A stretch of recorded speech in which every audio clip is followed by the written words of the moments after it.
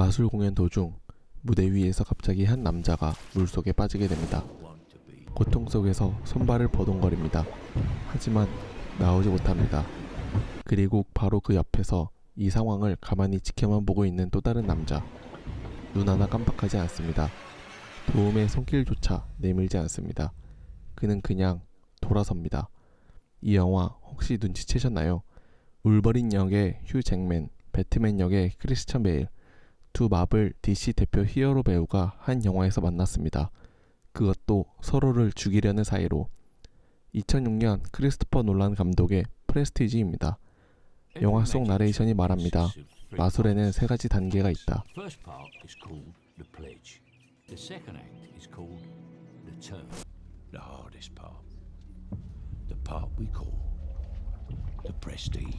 먼저 평범한 것을 보여준다.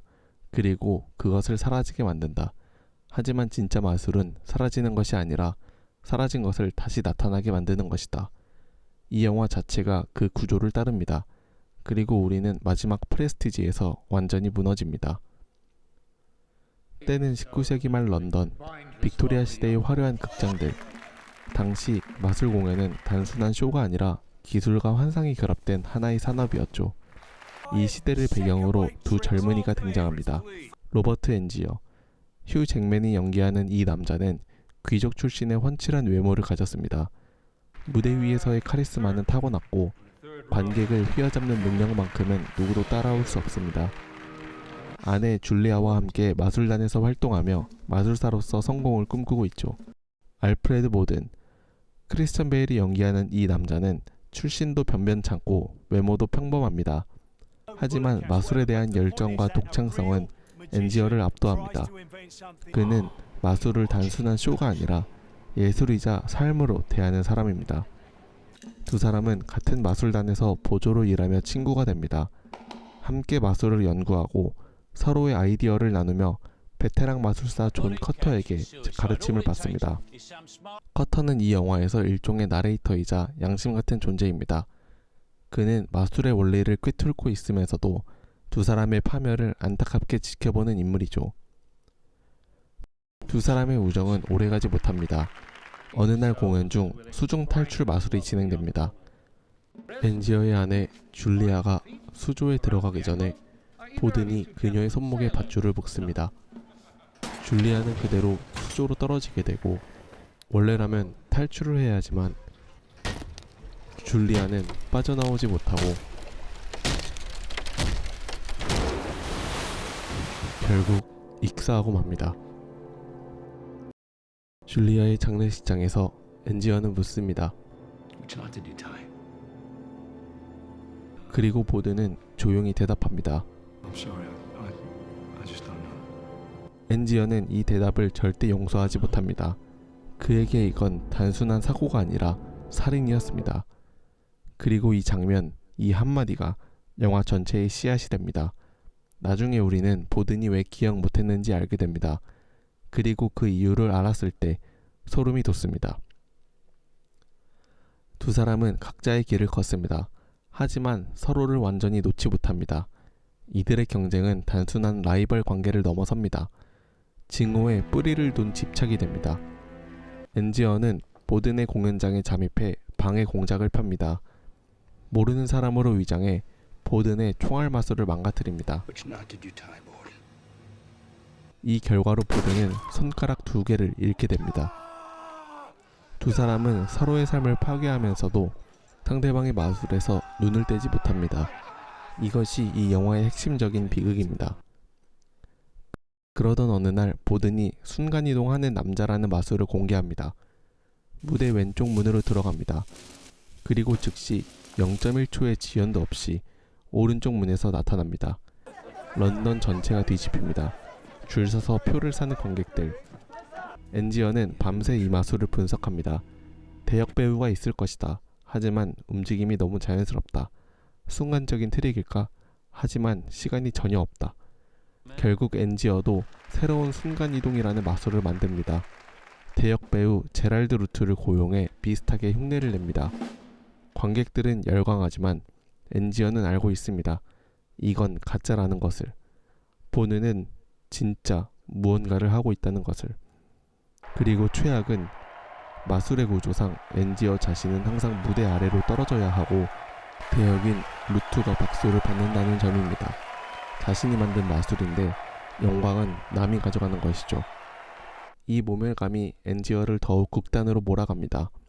또한 이 트릭을 알고 있던 보드는 이전에 손가락을 잃은 사건에 대한 복수심으로 무대 밑으로 잠입하여 엔지아가 떨어지는 무대 아래에 있던 쿠션을 없애버리고 엔지어는 그대로 땅바닥에 떨어지게 되면서 한쪽 다리를 영영 다치게 됩니다. 이 과정에서 엔지어 곁에는 올리비아라는 여성 조수가 있고 보든 곁에는 아내 사라와 조수 펠런이 있습니다. 엔지어는 올리비아를 보든에게 첩자로 보냅니다. 보든의 비밀을 캐내기 위해서죠. 그런데 아이러니하게도 올리비아는 보든에게 진짜 감정을 느끼게 됩니다. 엔지어는 결국 올리비아를 이용하여 보든의 비밀 노트를 입수합니다. 노트는 온통 암호투성이이지만 그 안에서 단 하나의 단어를 건져냅니다. 니콜라 테슬라, 에디슨의 라이벌이자 당시 세계에서 가장 앞선 전기 과학자, 천재인지 사기꾼인지 논란의 중심에 있던 인물. 엔지어는 모든 것을 팔아 미국행 기차에 오릅니다. 콜로라도 스프링스에 있는 테슬라의 연구소를 찾아가죠. 이 장면에서 테슬라를 연기하는 배우가 바로 데이비드 보위입니다. 록스타가 천재 과학자를 연기한다는 것 자체가 이미 영화적인 선택이었죠. 테슬라는 처음에 엔지어의 의뢰를 거절합니다. 하지만 결국 기계 제작에 착수하고 수많은 실패와 실험 끝에 기계가 완성됩니다. 테슬라가 기계를 작동시키는 순간 예상치 못한 일이 일어납니다. 원본은 그 자리에 그대로 있습니다. 그리고 수십 미터 떨어진 곳에 완전히 동일한 복제본이 생성됩니다. 테슬라는 경고합니다. Destroy it. Such a thing will bring you only misery. 엔지어는 고개를 끄덕입니다. 하지만 그의 눈빛은 말하고 있었습니다. 절대로 파괴하지 않겠다고. 엔지어는 런던으로 돌아와 공연을 재개합니다. 새 마술의 이름은 진짜 순간이동. 그는 무대 위 테슬라의 기계에 들어갑니다. 기계가 작동합니다. 그리고 객석 2층 발코니에서 그가 나타납니다. 관중은 환호합니다. 이건 진짜다. 이건 불가능하다. 공연은 연일 매진. 엔지어는 마침내 런던 최고의 마술사가 됩니다. 그런데 우리는 알아야 합니다. 이 마술이 어떻게 작동하는지를. 기계에 들어간 원본 엔지어는 무대 바닥 아래에 있는 수조에 빠집니다. 그리고 익사합니다. 복제본이 2층에서 나타나 박수를 받는 동안 원본은 물속에서 죽어갑니다. 그는 매 공연마다 스스로에게 물었을 겁니다. 오늘 나는 원본인가 복제본인가? 오늘 나는 살아남는 쪽인가 죽는 쪽인가? 그 답을 알 수 없었습니다. 기계에 들어가는 순간까지. 엔지어는 이 마술을 100번 이상 공연합니다. 무대 아래 지하실에는 수조들이 쌓여갑니다. 그 안에는 죽은 엔지어들이 가득합니다. 이 장면이 주는 공포는 단순한 스릴러의 그것이 아닙니다. 집착이 인간을 어디까지 끌고 가는가에 대한 공포입니다. 한편 엔지어 마술의 비밀을 알아내고자 또다시 무대 밑으로 잠입한 보드는 인트로에서처럼 물에 빠진 엔지어를 발견하게 됩니다. 보드는 엔지어를 구하려고 하지만 결국 엔지어는 죽게 되고 이를 발견한 사람에 의해 보드는 살인 혐의로 체포됩니다. 법정에서 사형이 선고되고 그는 감옥에 갇힙니다. 그렇게 감옥에 갇힌 보드는 결국 교수형을 당하게 되고 보드는 안타까운 삶을 마감하게 됩니다. 보든의 죽음 이후 엔지어는 극장 지하를 둘러보고 있었는데 누군가의 인기척에 엔지어는 뒤를 돌아봅니다. 순간 엔지어는 누군가의 총에 맞게 되는데 총을 쏜 사람은 바로 얼마 전에 교수형을 당한 보든이었습니다. 어떻게 된 일일까요? 여기서 영화 전체를 뒤집는 반전이 터집니다. 알프레드 보든에게는 쌍둥이 형제가 있었습니다. 그의 이름은 펠런. 두 사람은 평생 단 한 명인 척 살아왔습니다. 한 명이 알프레드 보든으로 무대에 서면 다른 한 명은 조수 펠런으로 옆에 섰습니다. 그래서 순간이동이 가능했던 겁니다. 한 명이 문으로 들어가는 순간 다른 한 명이 반대쪽 문에서 나오면 되니까요. 하지만 이 비밀은 단순한 마술 트릭이 아닙니다. 이들은 삶 전체를 공유했습니다. 두 사람은 번갈아가며 보든의 삶을 살았습니다.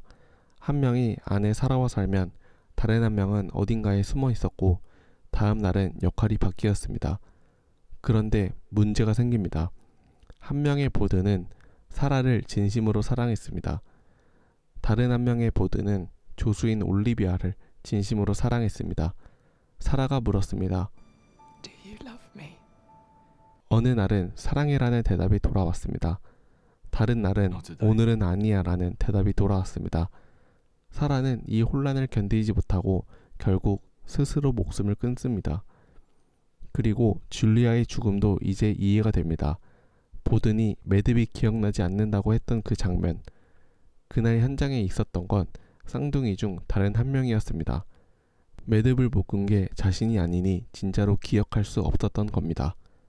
이 반전을 알고 나면 영화 처음으로 돌아가고 싶어집니다. 모든 장면이 다시 보이기 때문입니다. 그렇게 교수형을 당한 보든의 쌍둥이 형제인 다른 한 명이 엔지어를 찾아가 총을 쏜 것이었습니다. 죽어가는 엔지어는 마지막 말을 남깁니다. It took courage to climb into that machine every night, not knowing if I'd be the man in the box or in the prestige. 그리고 그는 눈을 감습니다. 엔지어의 극장 지하, 거기서 그는 봅니다. 수십 개의 수조들, 그 안에 가득 찬 익사한 엔지어들. 살아남은 보드는 딸을 되찾습니다. 커터와 함께 새 삶을 향해 걷습니다. 여기까지가 프레스티지의 이야기입니다. 이 영화 그냥 보고 넘기기엔 너무 아깝습니다. 처음 봤을 때는 반전에 충격받고 끝나지만 다시 보면 처음부터 모든 게 보입니다. 논란이 처음 장면부터 우리를 어떻게 속여왔는지, 각 캐릭터가 무엇을 진짜로 원했는지, 그리고 이 영화가 무슨 이야기를 하는지 지금부터 하나씩 파헤쳐 보겠습니다. 프레스티지는 처음부터 끝까지 순서대로 진행되지 않습니다. 영화는 보든이 감옥에 갇힌 시점에서 시작하고 엔지어의 일기, 보든의 일기가 교차되면서 과거와 현재를 넘나듭니다. 이건 단순한 연출 기법이 아닙니다. 논란은 관객에게 마술과 똑같은 경험을 시킨 겁니다. 우리는 영화를 보면서 계속 속습니다. 보든의 일기를 읽는 엔지어처럼, 엔지어의 일기를 읽는 보든처럼 우리도 누군가의 시점으로 이야기를 받아들이고 있습니다. 그리고 그 시점은 처음부터 끝까지 신뢰할 수 없는 화자입니다. 엔지어가 보여주는 보든은 줄리아를 죽인 살인마이자 자신을 파멸로 몰아넣은 원흉입니다. 보든이 보여주는 엔지어는 집착의 화신입니다. 둘 다 맞고 둘 다 틀렸습니다. 논란은 이 구조를 통해 말합니다. 당신이 보는 것이 전부가 아니다. 마술처럼 영화도 당신을 속이고 있다. 이 영화 자체가 하나의 마술 공연인 겁니다. 많은 분들이 이 영화를 보고 이런 생각을 합니다. 엔지어는 왜 그냥 멈추지 않았을까? 보든을 이겼으면 됐지. 왜 자기 자신까지 죽이면서 계속한 걸까? 이걸 이해하려면 엔지어라는 인물의 본질을 봐야 합니다. 엔지어에게 마술은 처음부터 수단이었습니다. 아내의 죽음에 대한 복수, 보든을 이기는 것, 런던 최고가 되는 것. 마술 자체를 사랑한 게 아니라 마술이 가져다 주는 것을 원했습니다. 반면 보든에게 마술은 삶 그 자체였습니다. 박수가 없어도, 인정이 없어도 마술을 연구하는 것 자체가 존재 이유였죠. 그래서 아이러니가 생깁니다. 엔지어는 결국 런던 최고의 마술사가 됩니다. 하지만 그 박수를 받는 건 복제된 자신입니다. 원본인 자신은 매번 수조에서 죽어갑니다. 그는 존재하지 않는 승리를 향해 달려간 겁니다. 관객의 박수, 런던의 인정, 보든에 대한 우월감, 그것들을 얻었지만 정작 그 순간을 경험하는 자신은 이미 죽어 있었습니다. 보든의 비밀이 쌍둥이라는 것을 알고 나면 자연스럽게 궁금해집니다. 두 사람은 서로를 어떻게 느꼈을까? 영화는 이 부분을 직접적으로 설명하지 않습니다. 하지만 장면들 곳곳에 힌트가 있습니다. 두 사람은 서로 다른 인간이었던 겁니다. 같은 얼굴, 같은 이름, 같은 직업. 하지만 감정도, 가치관도, 사랑하는 사람도 달랐습니다. 그런데 이들은 단 하나의 삶만 허락받았습니다. 마술을 완성하기 위해 두 사람은 각자 온전한 삶을 포기했습니다. 사랑도, 정체성도, 자유도. 결국 펠런은 교수대에 오릅니다. 알프레드의 죄를 뒤집어 쓰고 딸도 못 보고 아무것도 모르는 채로. 누가 더 큰 희생을 한 걸까요?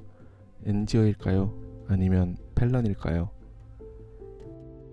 영화 속 테슬라는 단순한 조연이 아닙니다.